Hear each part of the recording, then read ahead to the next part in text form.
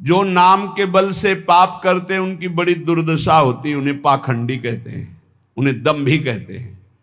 और जिन्होंने जाना कि मेरे से पाप हो गए, अब कैसे निराकरण हो, कैसे हम इनसे मुक्त हो, और भगवान का भक्त मिल गया और नाम महिमा सुनी, धाम महिमा सुनी और लग गए भगवान के नाम में, तो निष्पाप होकर महात्मा बन गए, भगवान को प्राप्त हो गए। ये सिद्धांत है।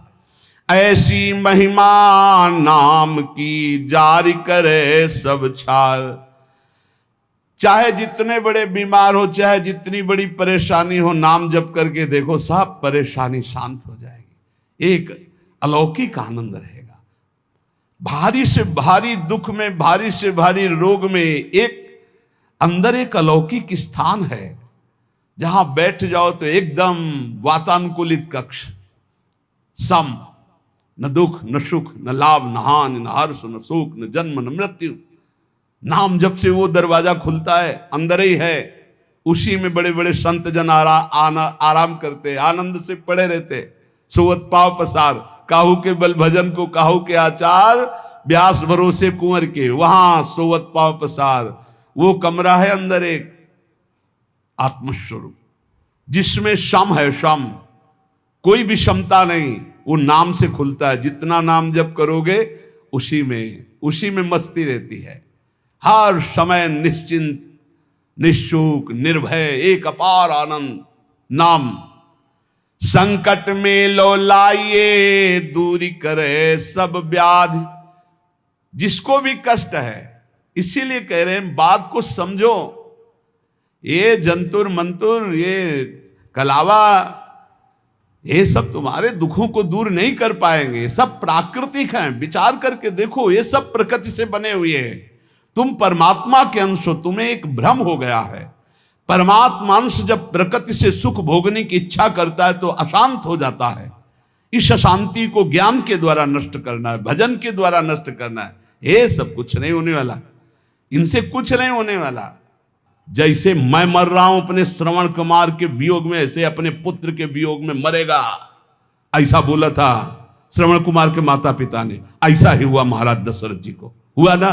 चल दिए जंतुर बांधने, तुम्हारे प्रारब्ध काट देंगे।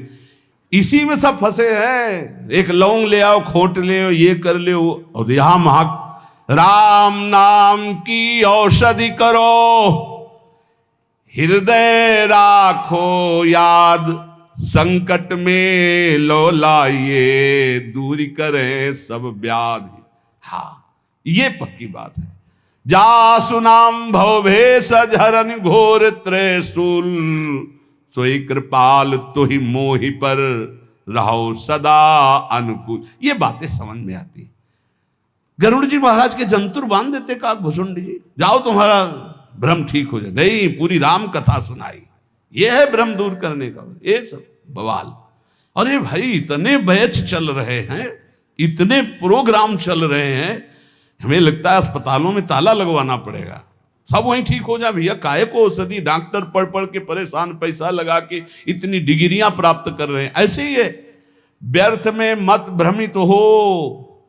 व्यर्थ में फिर प्रार्थना कह रहा हूं, एकमात्र भगवान की शरण ही है, एकमात्र भगवान नाम है, उसी से सब ठीक होगा। आप जपो, आपको दवाई खानी पड़ेगी। राम राम, कृष्ण कृष्ण, हरि हरि, राधा राधा, आनंद आ जाएगा। हम ये नहीं कहते तुम्हारे शरीर में रोग नहीं आएगा, हम ये नहीं कहते तुम मुकदमा जीत जाओगे, हम ये नहीं कहते तुम्हार फैक्ट्री वाले मालिक बन जाओगे, लेकिन तुम शांति प्राप्त कर लोगे, तुम तृप्त हो जाओगे, तुम एक शीतल हृदय वाले हो जाओगे, तुम एक अविनाशी के बच्चा हो ऐसा अनुभव हो जाएगा, एक अपार आनंद प्राप्त हो जाएगा। भले आपका व्यवस्था कमजोर हो, लेकिन आपकी स्थिति बहुत जोर की हो। और आज व्यवस्था बहुत जोर की है और स्थिति 2 पैसे की नहीं है।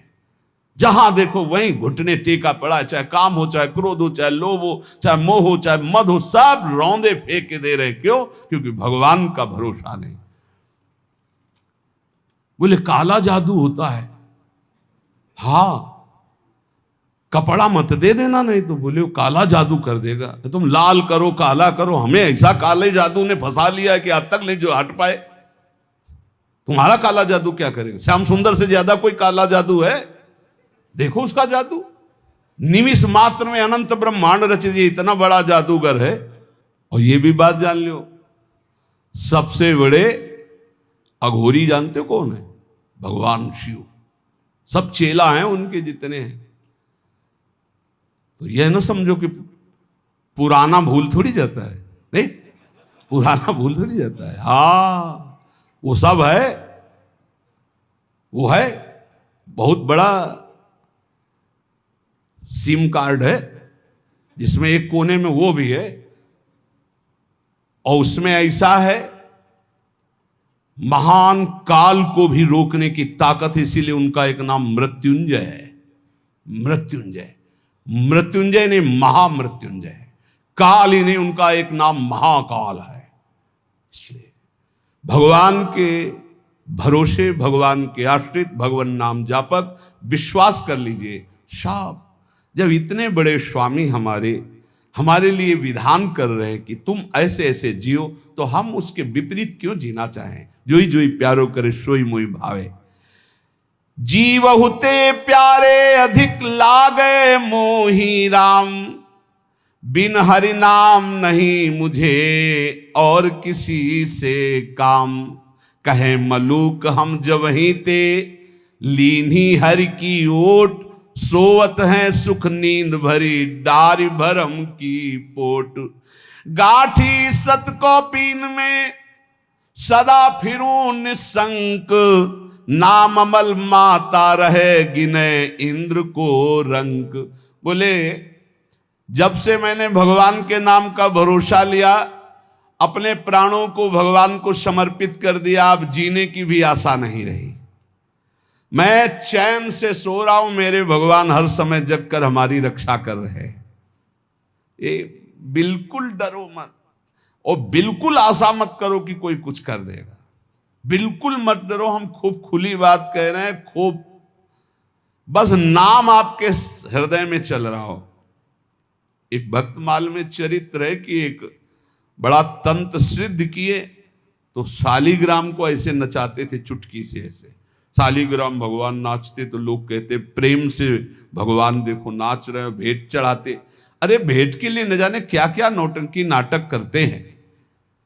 अब एक परम वैष्णव थे, उनके शिष्य जब भिक्षादि के लिए गए तो देखा भीड़ लगी, तो वहां गए तो देखा वो शालिग्राम को नचा रहे थे, ऐसे करते तो शालिग्राम ऐसे नाचते ऐसे। तो गए और कहा गुरुजी एक तो बहुत बड़े भक्त देखे जो शालिग्राम नचा रहे हैं, लोग भीड़ चढ़ा रहे थे और वो लोगों की कामनाएं पूर्ण करते हैं। का ऐसा भक्त तो नहीं हो सकता, भक्त का ऐसा तो भाव बन ही नहीं सकता, वो अपने भगवान का प्रदर्शन करके नचवा के पैसा, ऐसा तो ठीक नहीं है। पर चलो भाई, जैसे भी भगवान जिसको, उन्होंने कहा नहीं गुरुजी फिर आपको चलना होगा, अगर आप चलोगे तो लोगों की जो बुद्धि उसके प्रति आकर्षित हो रही, वो बेचारे सब मारे जाएंगे, उनकी पावन श्रद्धा व्यर्थ में ढोंग में क्यों फंसे, आप चलें। बोले हम चलेंगे तो उनका कोई भी नाटक नहीं चलेगा। बोले आपको चलना पड़ेगा गुरुदेव, सबकी रक्षा के लिए चलना पड़ेगा। अब वो गए तो वो प्रसिद्ध संत थे, बहुत लोग उनके साथ और चल दिए। जब वो गए तो उनका भाई हमारे गुरुजी आए, दिखाओ भाई शालिग्राम भगवान कैसे नाचते हैं। वो बाहर निकाल के लाए सजा के, वैसे कुछ नहीं। और वो कोई मंत्र तंत्र थोड़ी कर रहे हो, तो नाम जप कर रहे हैं भगवान का, कुछ नहीं। तुरंत उसने दृष्टि मिलाई, उसने कहा हमारी बेइज्जती का मतलब तुम समझते हो? उनका भैया हमने तो कुछ किया नहीं। बोले जाओ आज तुम रात तक देख लेना। और वो तांत्रिक मारण का मूठ का प्रयोग किया, मंत्र अनुष्ठान किया, पवित्र होके बैठ के एक खप्पर में ज्वाज्वल्यमान अग्नि, बस ये उल्टी में खून, सोच में खून, और उसमें समय निर्धारित किया जाता है 8 घंटे, 10 घंटे, 2 घंटे, 4 दिन, महीना, जितना उतने में मर जाएगा आदमी। ऐसा मंत्रों में पावर, उसने मूठ का प्रयोग किया। अब वो जहां भजन कर रहे थे और किसी को दिखाई नहीं देगी, उसी को दिखाई देगी जिसको मारने जा रहे हैं। उन्होंने देखा, उनका अच्छा इसने तो मारण का प्रयोग किया,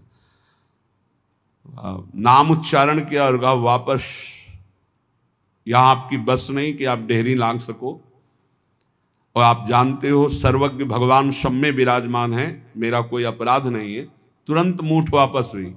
अब उसके वही सब शुरू हो गया, खून की उल्टी, खून की सौंच, ऐसे हाहाकार मच गया। लोगों ने आगे बताया कि मर रहा है, तड़प रहा है, दौड़ के चलो। गए और कहा देखो तुमने मूठ का प्रयोग किया, ये लोग जान नहीं रहे। वो स्वयं आकर तुम्हारे ऊपर दंड दिया, जानते हो क्यों? क्योंकि हम भगवान का नाम जप करते हैं। अगर आप नाम जप करना शुरू करने का वादा करो तो मैं बचा सकता हूं, अन्यथा आपकी मूठ आपको ही मार देगी। हाथ उठा के कहा मैं शरण में हूं, मेरी रक्षा कर लो। कुछ उनको मंत्र थोड़ी पढ़ना पड़ा, अपने आप सब शांत हो गए। भगवान की भक्ति की महिमा हो।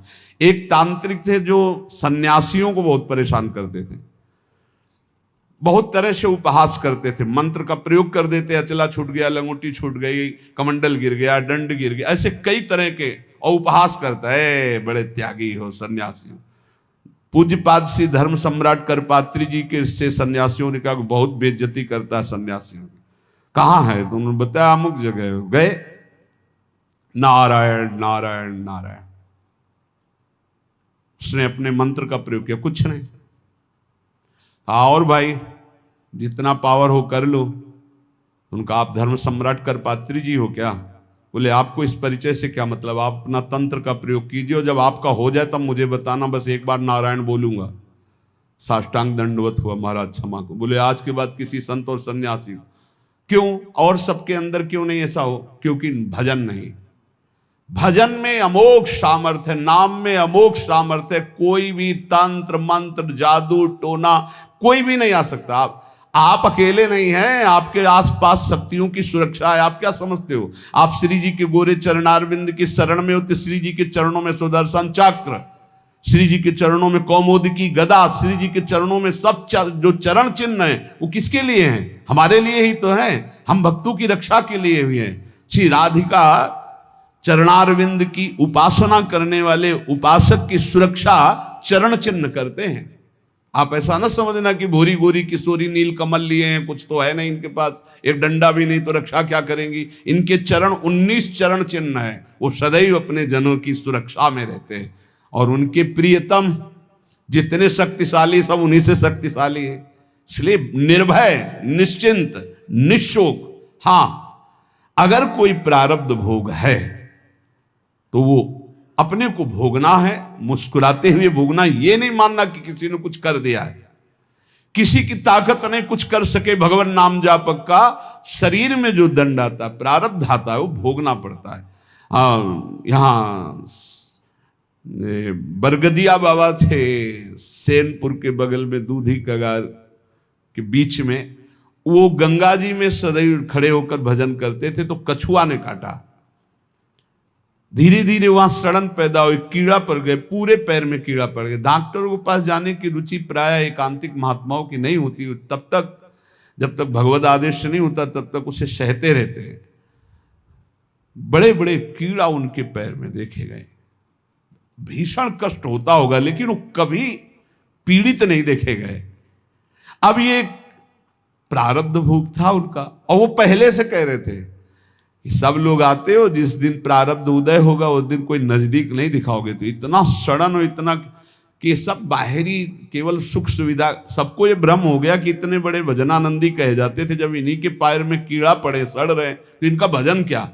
वो सिद्ध पुरुष थे, वो केवल अपने प्रारब्ध शरीर का क्षय कर रहे थे। तो ये कोई ऐसा ना सोचे कि किसी के ऊपर कोई अपना प्रभाव दिखा दे।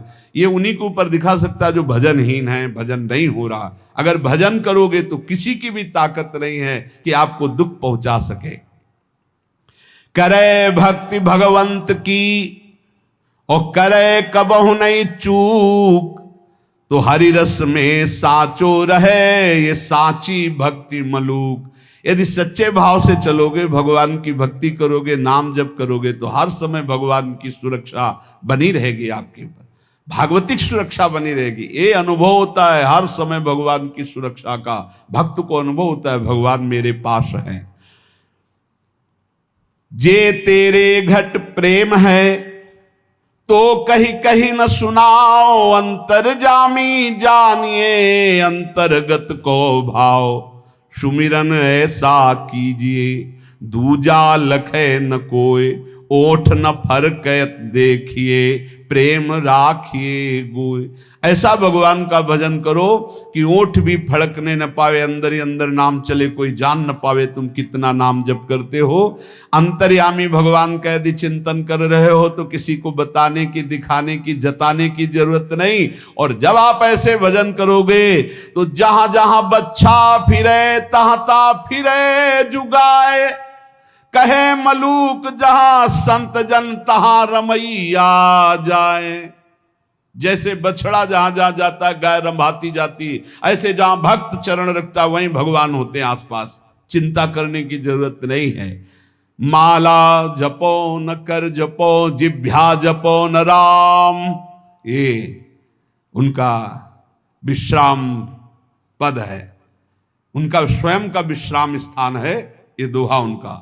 माला जपो न कर जपो, जिभ्या जपो न राम, सुमिरन मेरा हरि करे मैं पाया विश्राम। ये स्थिति है, ये स्थिति, ये स्थिति है। ना हाथ से माला जपता हूं ना जबान से नाम जप करता हूं। माला जपो न कर जपो, जिभ्या जपो न राम, सुमिरन मेरा हरि करे मैं पाया विश्राम। मैं खो गया हरि में, अब हरि ही स्मृति बन करके चल रहे, मैं हरि स्मृति। स्मृति के अभिमान का भी त्याग जो है वो ये स्थिति है। ये तुम न शुरू कर देना हा कि न माला जपू न कर जपू न जिभ्या जपू, अब मेरा हरि सुमिरन कर रहा है, ऐसा स्थिति की बात है। प्रायः ये बातें ज्यादा पकड़ी जाती सिद्धावस्था वाली, कि जैसे उसमें लिखा ना सुधा निधि में, लिखंति भुजमूल तो न खलु शंख चक्राधिकम विचित्र हरि मंदिरम। तो एक साधक मिले, अन्य कहीं से मिले, तो श्री हरिवंश ने कहा आज तिलक रचना नहीं, उसकी जरूरत नहीं। अच्छा सुधा निधि नहीं पढ़े आप? उनका जी वो लिखंति भुजमूल तो न खलु शंख चक्राधिकम। उनका हरिवंश महाप्रभु से बढ़कर, महाप्रभु तिलक लगाते हैं, राधा वल्लभ जी तिलक लगाते हैं, गुरु जी तिलक लगाते हैं।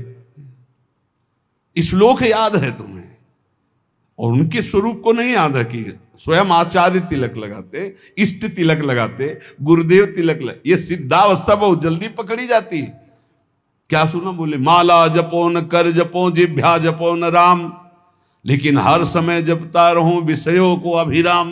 बड़े शोभा में है भोग, बड़े शोभा, इनका चिंतन। ये कहा है स्मृति की, स्मृति का भी त्याग, मैं स्मृति कर रहा हूं इसका भी त्याग। अखंड स्मृति चल रही, माला जपो न कर जपो, जिभ्या जपो न राम, सुमिरन मेरा हरि करे मैं पाया विश्राम। मेरा हरि सुमिरन करे मैं विश्राम को प्राप्त हो गया। भगवान श्री कृष्णचंद्र जी महाराज अर्जुन जी से करुणा करके उपदेश कर रहे हैं। गेया यह स नित्य सन्यासी, वही नित्य सन्यासी है।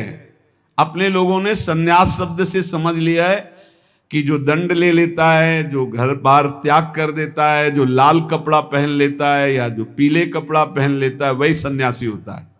भगवान यहां सन्यासी की परिभाषा कह रहे, गेया स नित्य सन्यासी, यो न द्वेष्टि न कांक्षति, निर्द्वंदो ही महाबाहो, सुखम बंधात प्रमुच्यते। हे महाबाहो, हे विशाल भुजाओं वाले, या जिनके बड़े महान होते हैं, गुरु या बड़े भ्राता, तो दोनों अर्जुन के बड़े महान हैं। भ्राता धर्मराज युधिष्ठिर हैं, गुरु जगत गुरु भगवान श्री कृष्ण है। इसलिए भगवान ने अर्जुन को कहा महाबाहो, तुम महाबलवान हो, तुम ऐसा कर सकते हो। क्या? किसी से द्वेष नहीं करना। सन्यासी कौन? ना द्वेष्टि ना कांक्षति, ना किसी से राग है, ना किसी से द्वेष है, और ना कोई चाह रह गई है। यह है कसौटी। पूज्य श्री सद्गुरुदेव भगवान जो बाल्यावस्था में स्वीकार किए थे, जिनकी पहली बार संसार से निकलकर शरण में हुए, वही अंतिम तक ले चल रहे हैं विविध रूप परिवर्तन करते हुए।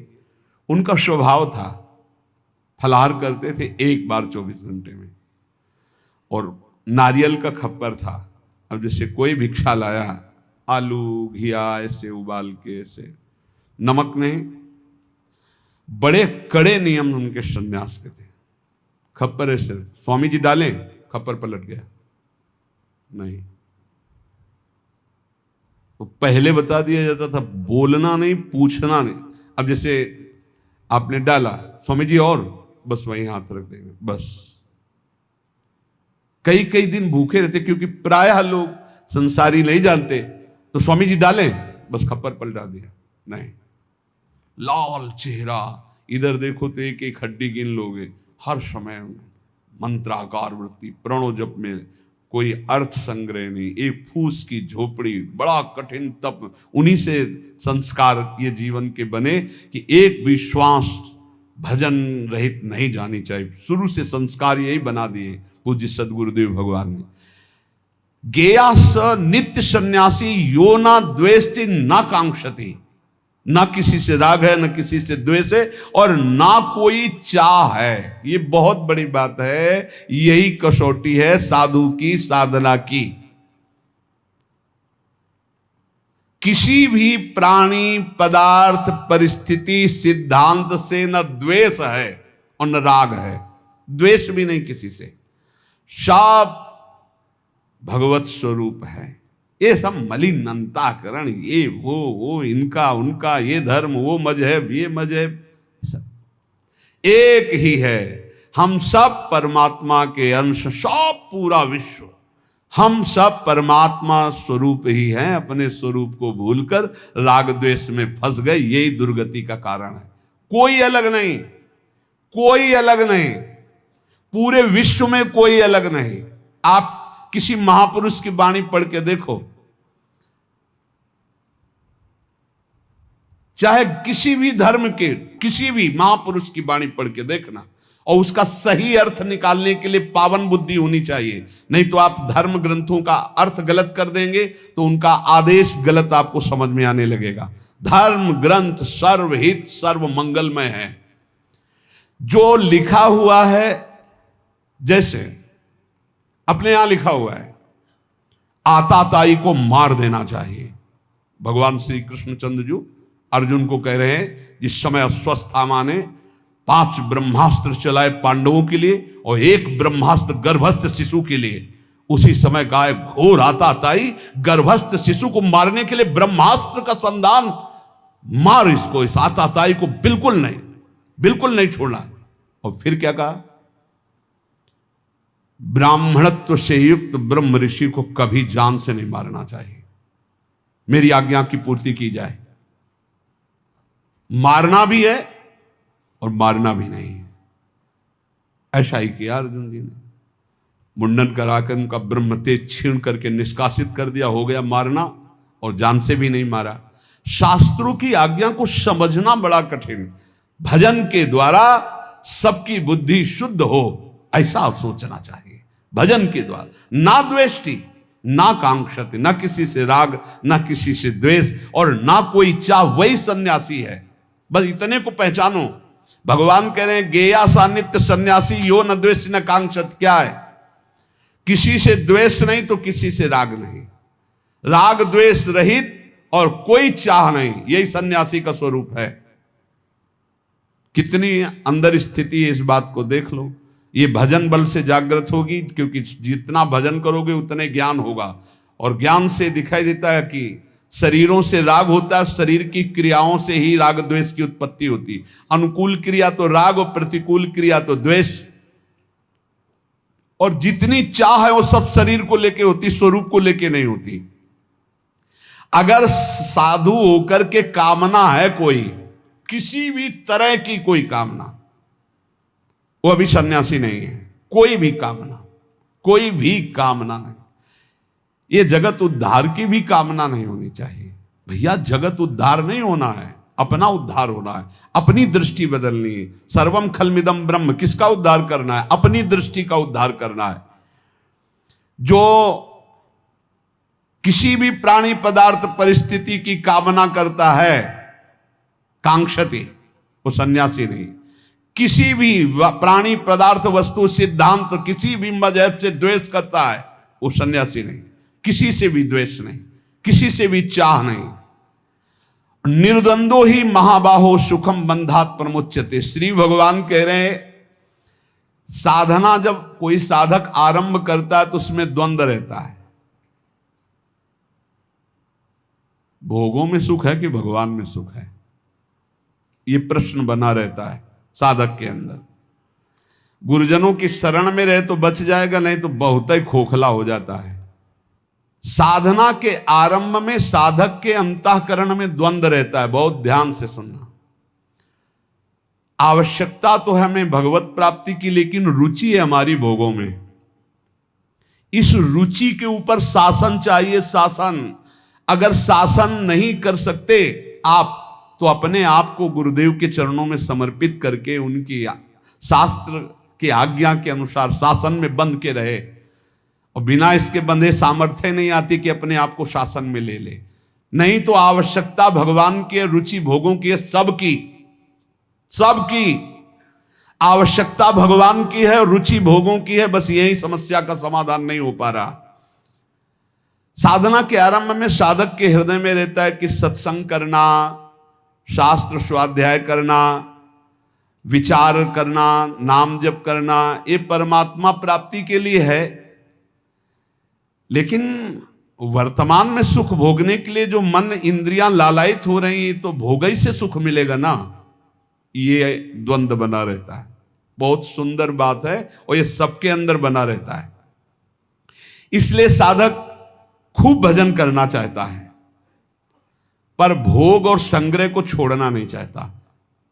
भोग और संग्रह को छोड़ना नहीं चाहता।